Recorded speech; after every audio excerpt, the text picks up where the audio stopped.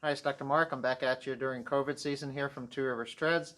Today we're going to give a really short briefing on the importance of electrolytes. Now that it's getting into May and it's getting warmer, people will be going out on some longer weekend runs. It's really important for you to understand your electrolyte needs and balances and understand hydration during longer runs or any athletic activity. Any activity over an hour in the summertime, if you're a heavy sweater, I would suggest you replace electrolytes. So what are electrolytes?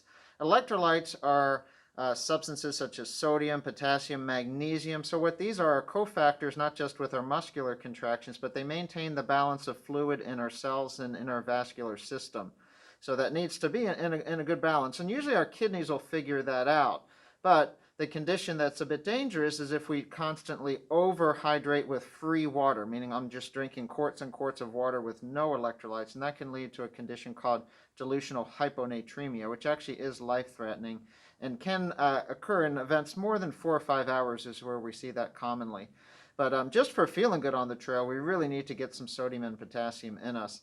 And in the summertime when I run, if I carry a bottle, it's always got some salt in it, of various formulations. I'll walk through a few of them for you.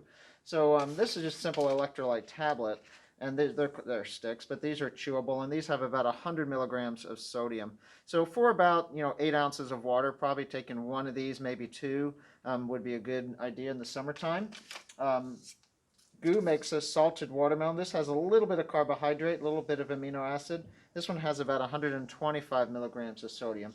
So, maybe one of these an hour would replace your needs. But again, if you're a heavy sweater, have more fluid needs, you might need a little bit more than that. UCAN is one of my favorites. I can just stuff these into my shorts. This has 300 milligrams of sodium. Now, all of these have also a balance of magnesium and potassium also, but focusing on the sodium. So this one's great. You'd mix this in about 8 to 12 ounces of water, go out the door, and if you're carrying a bottle, if you have a refill of that bottle, add this to your refill. Say you're doing an out and back and you have a water stop, just bring a couple of these to add to your bottle. Similar sodium would be the goo tabs. And again, this is really easy to stick in a pocket. Take one or two of these with you. For bigger bottle, a little more sodium, the Tailwind Nutrition. This has a little bit of carbohydrate, but this has about 600 milligrams, a little more than 600 milligrams. This has really good sodium needs, favorite amongst people during ultras, which can have you out there for 8, 12, even a day or two.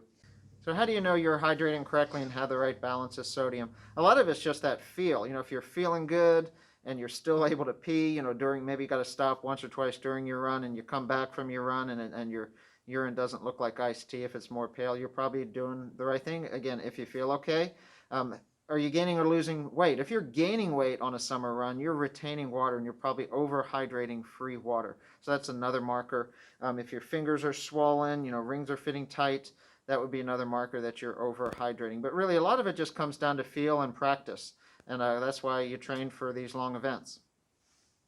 Well, that's our nutrition and hydration tip for today. For more videos and information, check out our website, www.tworiverstreads.com. Let's get outside and run.